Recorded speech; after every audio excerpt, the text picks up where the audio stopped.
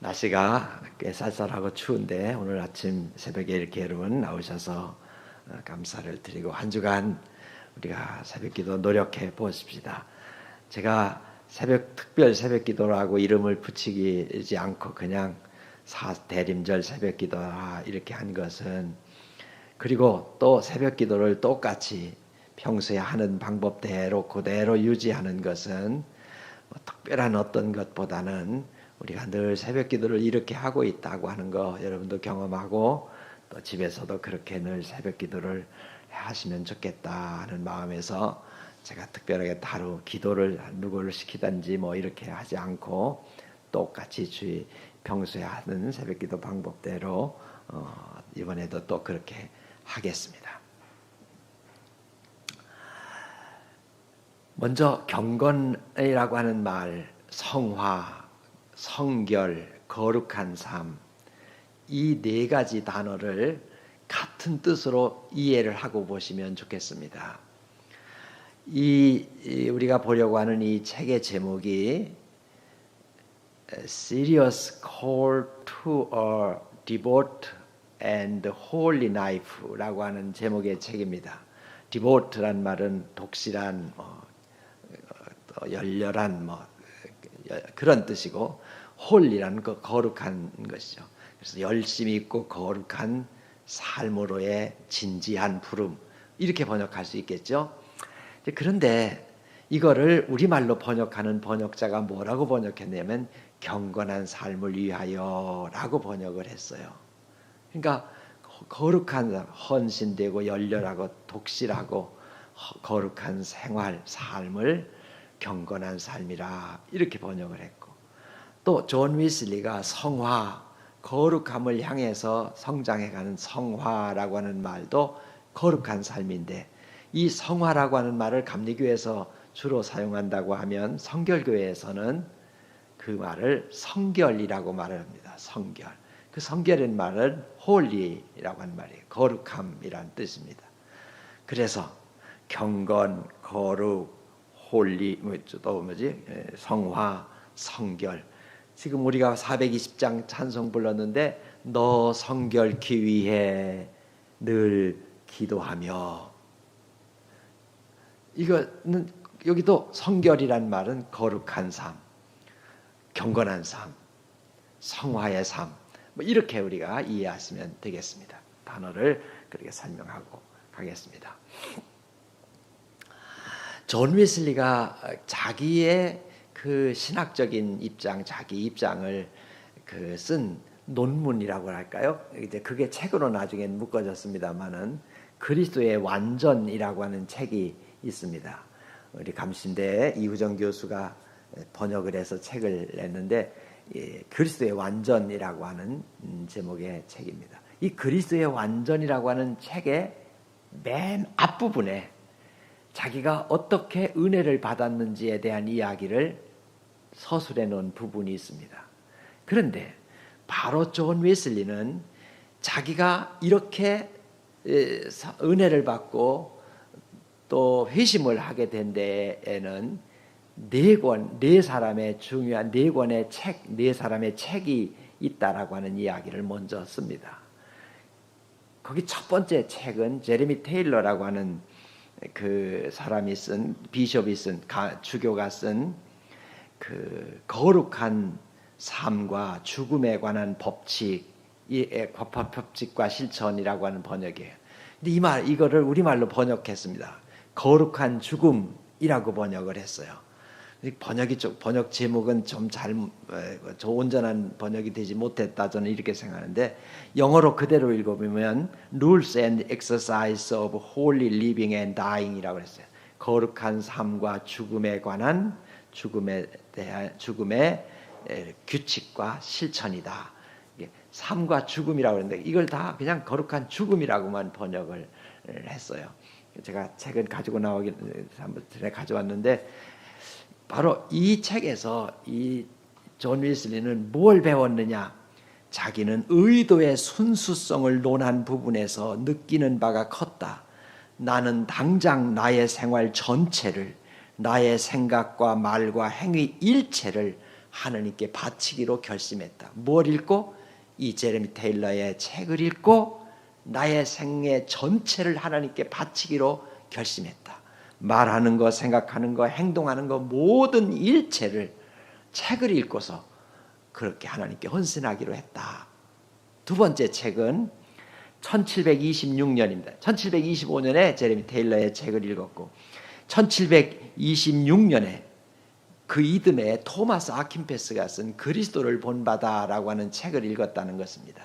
이 책을 읽고 거기 또 나의 마음 곧 나의 마음 전부를 하나님께 바치기로 나는 결심했다. 나의 마음을 바치기로. 이 마음의 종교라는 건 무엇보다 내 마음을 바치기로. 세 번째 책입니다. 그 후 1년 2년이 지나서 윌리엄 로라고 하는 사람이 쓴 그리스도인의 완전과 경건한 삶을 위하여라고 하는, 우리가 지금 읽겠다고 하는 이 책이죠. 이 책을 읽고 이 존 웨슬리가 깨달은 게 있는데 그게 뭐냐? 반만 그리스도인이 된다는 것은 불가능하다는 걸 알았다. 한쪽 발은 세상에 내놓고 한쪽 발은 교회 안에 들여다놓고 반만 기독교인이 되는 거, 그건 불가능한 일이다. 온전한 그리스도인이 되든지 아니면 세상 사람이 되든지 이걸 해야 되지 반만 기독교인이 되는 건 아니다. 그래서 나의 영혼과 몸과 소유 전체를 바치기로 마음에 결심했다.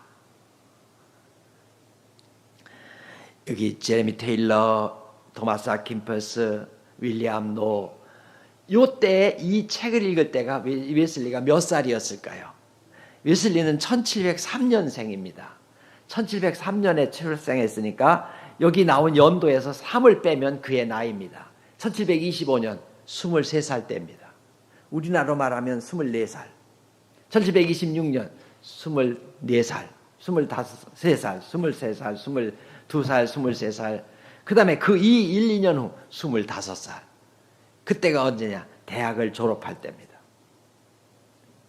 대학을 졸업하고 나서 성직의 길을 갈 것인가 말 것인가, 이제 대학원을 진학해야 되는데 어느 방향으로 갈 것인가 라고 하는 걸 결심하게 되는데, 그때에 읽은 책이 바로 제레미 테일러, 그 다음에 토마스 아킨페스, 윌리엄 노, 이런 사람들의 책을 읽으면서 내 마음과 내 행동, 나의 삶의 전체, 내 마음의 전체, 내 소유의 전체를 하나님께 바치기로 결심했다.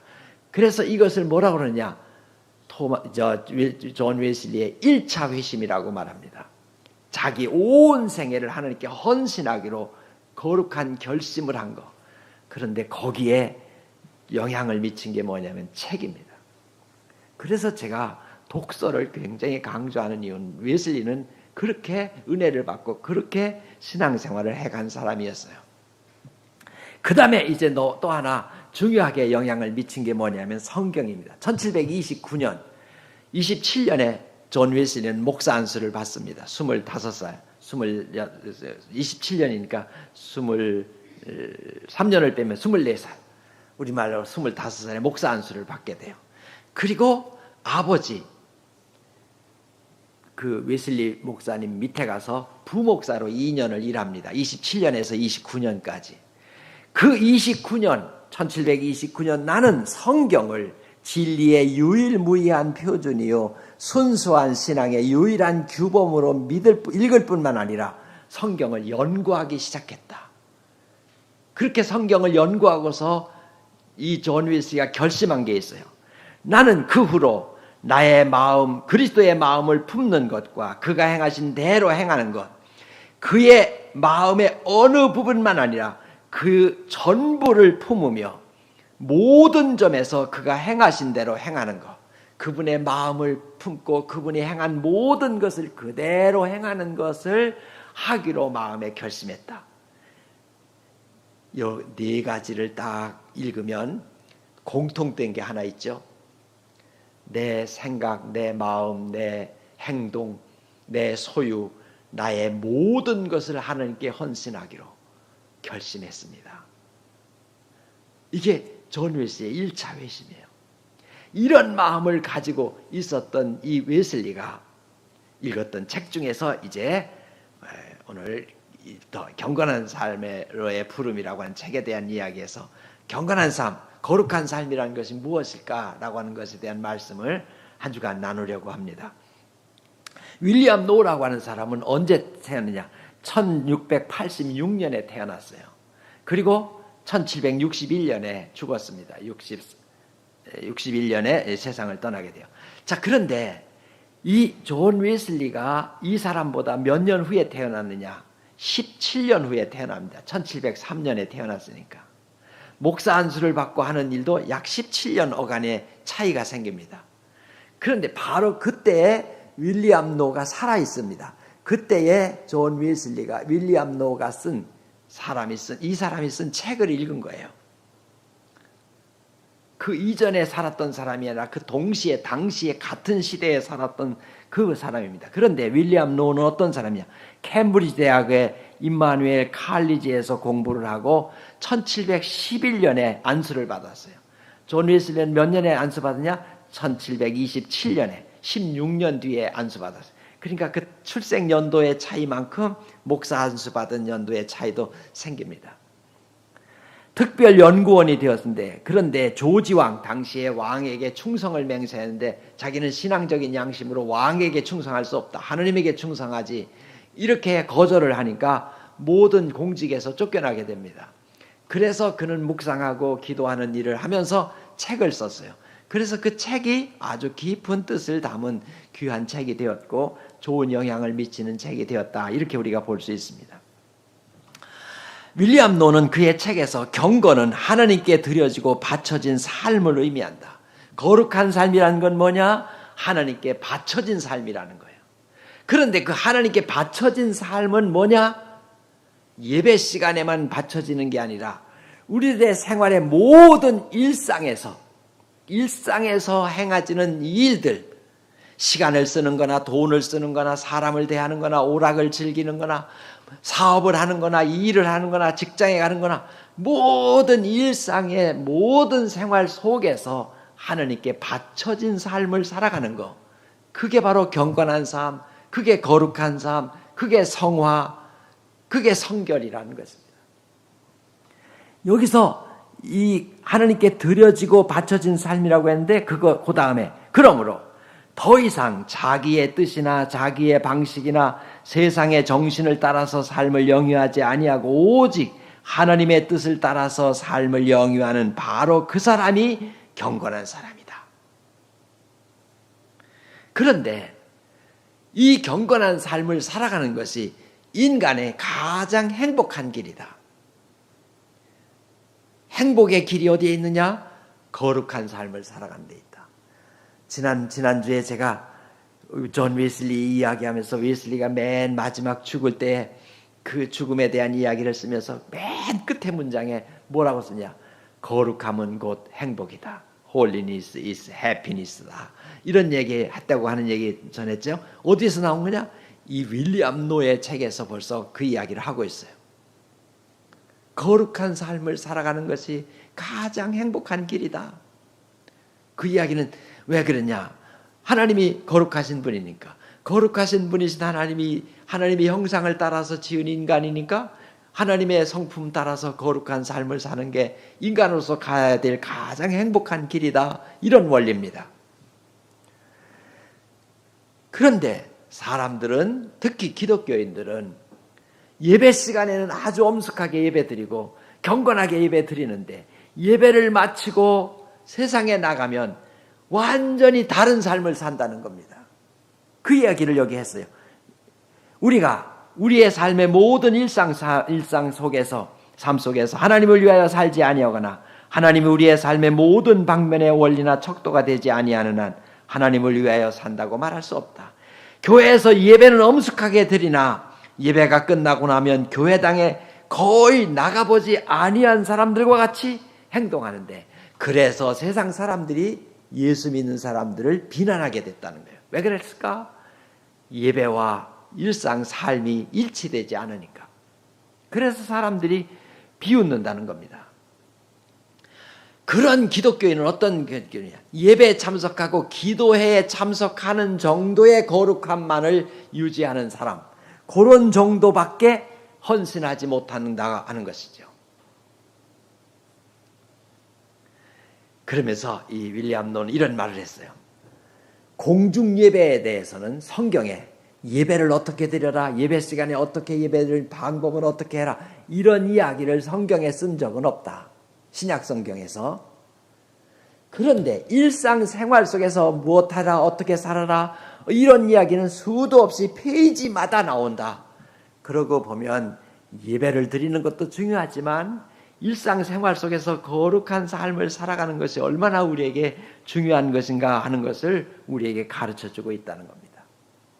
그런데 이걸 알지만, 교회에서 설명을 들었지만, 많이 이야기를 듣고 성경을 읽고 했지만 왜 그러면 사람들이 일상의 삶에서 거룩함을 유지하지 못하는가? 윌리엄 노는 딱 한 가지를 지적해요. 그게 뭐냐면 사람의 마음속에 의향이 없다, 마음이 없다는 것입니다. 그렇게 하려고 하는 의지가 없다. 그 의지만 있으면 행동이 나오고 그렇게 살아갈 수 있는데, 그래서 윌리엄 노가 가장 중요하게 생각하는 마음속에 있는 의지입니다. 의향, 의지. 그걸 지향이라고 말하는 신학자도 있어요. 여러분이 오늘 이렇게 이 새벽 시간에 예배당에 나와서 이렇게 예배를 드리고 설교를 듣고 말씀을 듣고 찬양을 합니다. 그럼 어떻게 했을까요? 내일 아침 내가 교회 가야지, 새벽기도 가야지라고 하는 뭐가 있었어요? 마음이 있었으니까. 그 마음이 있었으니까 그 마음을 따라서 이 시간에 예배당에 와서, 교회에 와서 이렇게 앉아서 예배를 드리고 말씀을 듣고 있는 거죠. 마음이 없었다. 난 안 갈 거야. 이렇게 갈 마음이 없으면 절대로 여기 나올 수 없습니다. 여기 나오신 분들은 그런 의향이 있는 거예요. 그러니까 내가 하나님의 뜻을 따라서 살아가려고 하는 의지, 그런 마음을 갖는 거, 그게 신앙생활에 있어서, 거룩한 삶에 있어서 가장 기본적인 원리라는 것입니다. 원칙이라는 게. 오늘 여러분은 교회에 나오셔서 이 시간에 이 말씀을 듣고 있는 것은 여러분의 의향이, 내가 거룩한 삶을 살아가려고 하는 의지가 있는 것입니다. 그러니까 여러분들은 바로 행복한 사람들이에요. 행복하신 분들입니다.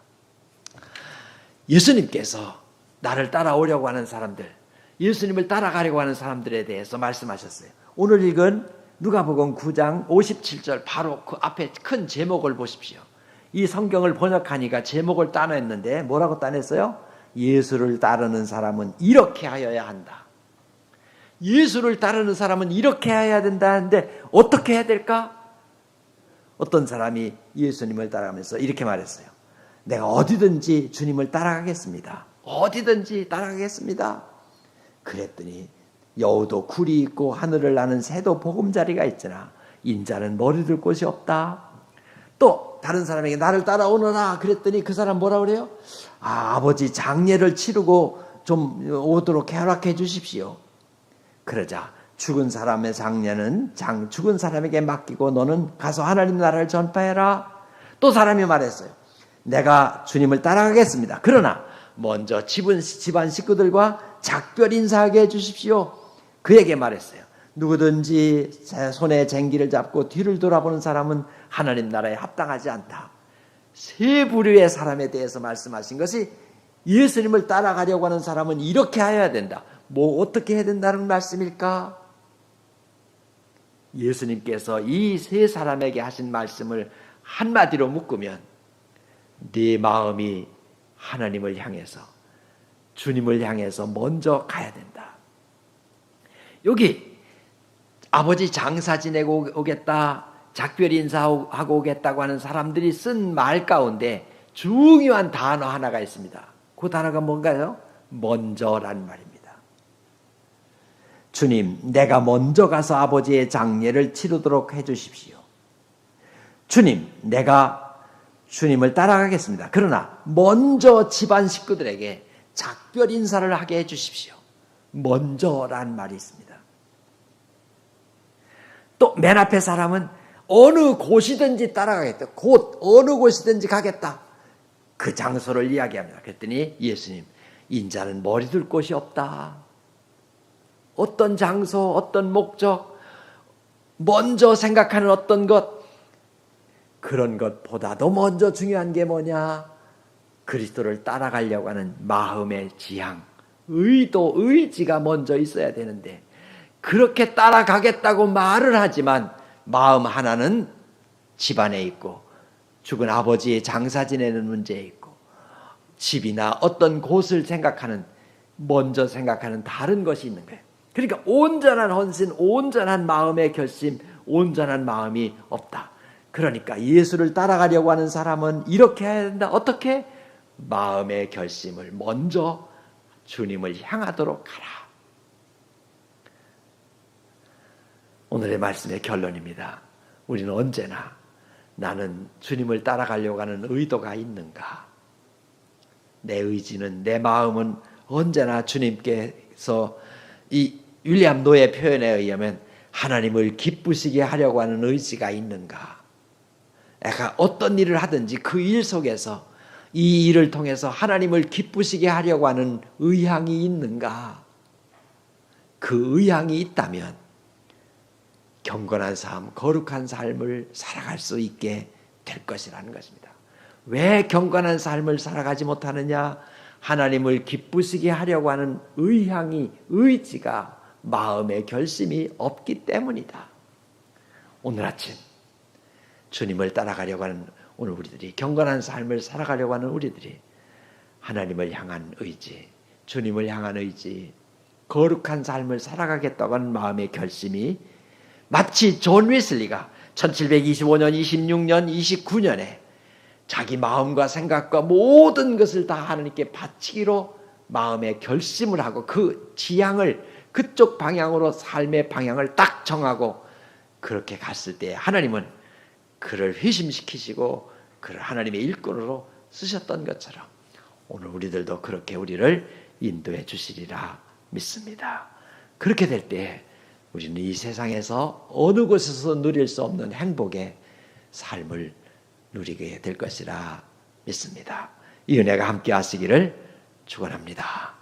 기도하시겠습니다.